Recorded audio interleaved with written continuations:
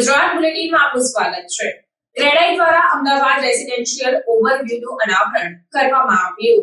તાજેતરના વર્ષોમાં અમદાવાદના રિયલ એસ્ટેટ માર્કેટમાં નોંધપાત્ર વૃદ્ધિ થઈ છે। આ વધારો ખરેખર ઘણી સરકારી નીતિની પહેલો અને પ્રોત્સાહક પગલાંને કારણે થયો છે, જેણે આ ક્ષેત્રના વિસ્તરણને ટેકો આપ્યો છે અને તેને લીધે ખાસ કરીને રોગચાળા પછીના સમયગાળા દરમિયાન રિકવરીમાં મદદ મળે છે। ક્રેડાઈ અમદાવાદ દ્વારા નોલેજ પાર્ટનર એનારોક સાથે આયોજિત અમદાવાદ રેસિડેન્શિયલ રિયલ એસ્ટેટ સમિટની પ્રથમ આવૃત્તિમાં એનારોક ગ્રુપ અને ક્રેડાઈ અમદાવાદ દ્વારા સંયુક્ત રિપોર્ટ અમદાવાદ રેસિડેન્શિયલ ઓવરવ્યુનું અનાવરણ કરવામાં આવ્યું હતું, જે છેલ્લા એક દાયકામાં શહેરમાં નોંધપાત્ર ઔદ્યોગિક અને ઇન્ફ્રાસ્ટ્રક્ચર વૃદ્ધિ દર્શાવે છે। તેનાથી નોકરીની વિપુલ તકો ઊભી થઈ છે, જે વિવિધ પ્રદેશોની પ્રતિભાઓને આકર્ષે છે।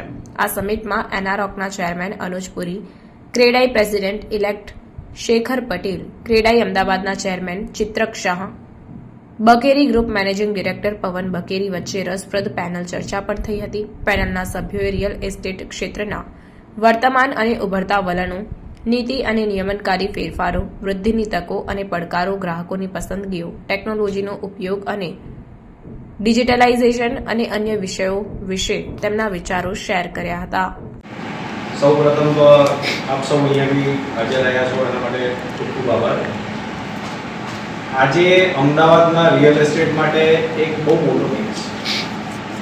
બહુ મોટો દિવસ કઈ રીતે તો અમારું પહેલું residential summit of Ahmedabad real estate થવા જઈ ગયું છે, જે ક્રેડાઈ અમદાવાદ અને એનારોક સાથે કરી ગયા છે।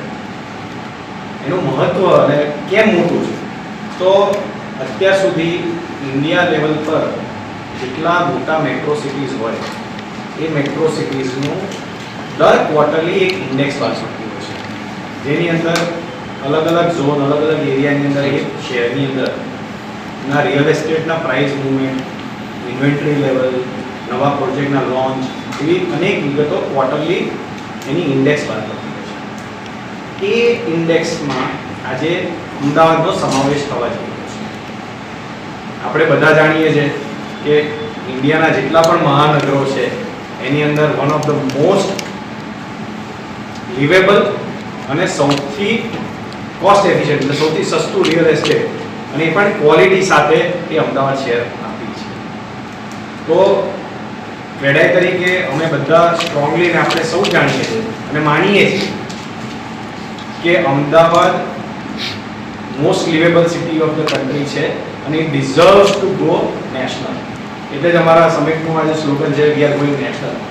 અમદાવાદનું રિયલ એસ્ટેટ હવે દર ક્વાર્ટર નેશનલ રિયલ એસ્ટેટની જે રેસિડેન્શિયલ ઇન્ડેક્સ છે એની અંદર ઇમ્પ્રૂવ થશે અને એનારોકની જેમ બીજા બધા જે કન્સલ્ટન્ટ્સ છે, મોટા આઈપીસીસ છે, એ અમદાવાદને એની ઇન્ડેક્સમાં એડ કરશે।